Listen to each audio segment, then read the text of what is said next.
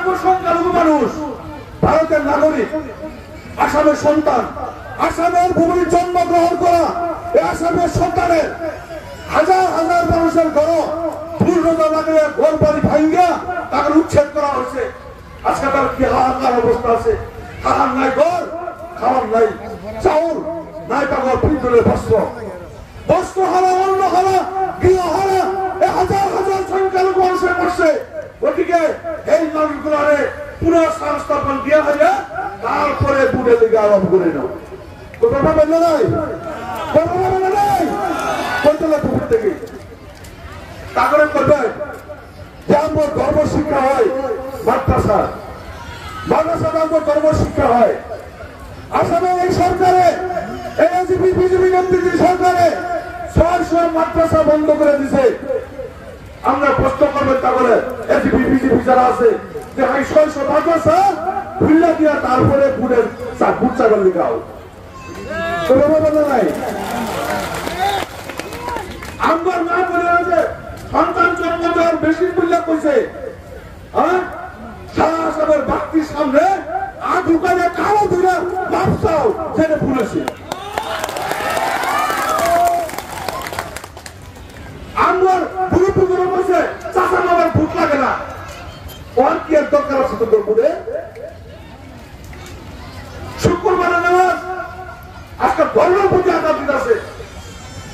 আমরা সংখ্যালঘু অধ্যয়িত যে স্কুল, এই স্কুলগুলা শুক্রবারে বন্ধ আছে যাতে ছাত্র শিক্ষক সবাই জুমার নামাজটা পড়তে পারে। আর হিংসা করে এজিপি সরকারে স্কুলগুলি শুক্রবারে বন্ধ রাখা দিচ্ছে। নজিরবিহীন ঘটনা বসে আছে। ভারতবর্ষ স্বাধীন হওয়ার আগে যখন সাবুল্লাহ মুখ্যমন্ত্রী আছে 1937 সালে, এই 1937 সালের থেকে শুক্রবার অ্যাসেম্বলি 2 ঘন্টার লেগে বন্ধ হয়। 11টা থেকে 2টা পর্যন্ত 2 ঘন্টা বন্ধ হয়। আবুল কংগ্রেস সরকারকে দিয়েছে যাতে আমরা মুসলমানের মেয়েগুলো নামাজ পড়তে পারি। অ্যাসেম্বলি হয় সকাল 9টা থেকে 11টা পর্যন্ত, আবার 2টা থেকে রাতের 7টা বা 5টা পর্যন্ত হয়। 2 ঘন্টা বন্ধ হয় জুম্মা নামাজের লেগে। এইবার এই সরকারে এইটা বন্ধ করে দিছে, অ্যাসেম্বলি চালু করে দিছে, বন্ধ নাই, বন্ধ উড়াই দিছে। এই 2 ঘন্টার সময় বন্ধ উড়াই দিছে।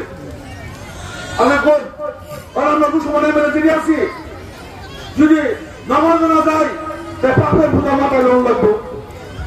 যদি নামাজ যাই গিয়া আর কেন যদি আমার জাতির বিরুদ্ধে কোন বিরোধ স্থাপন করে, কোন বিধায়ক উত্থাপন করে, বিরোধিতা করবার লেগে কেউ থাকতো না। এইবার অ্যাসেম্বলি একবার কাটায় গরিব দেখা যখন দেখছি খুববার শেষ হবো, তখন বাইরে কাজে নমস্কার করে আমার লগে গায়ে বসি 15 মিনিটের ভিতরে আই বসি, নমস্কার করে আই বসি না, সুন্দর পর সুবিধা হয়েছে না। এরকম করে গর্ব পালন করা কাম করে বাধা। আজকে আমাদের পূর্বপুরুষ আমরা বাদ দ্বারা পূর্বপুরুষরা আল্লাহ রাজি খুশি করবার লেগে মৃত্যুর পর আমাদের কবর আসারে থাকবার তার লেগে নিজের সম্পত্তি মসজিদে দান করে গেছে, তাহলে মাদ্রাসা দান করে গেছে, তাহলে ঈদগাহ দান করে গেছে, আর না হলে কবরস্থানে দান করে গেছে। আজকে এই মালিক সম্পত্তি গুলা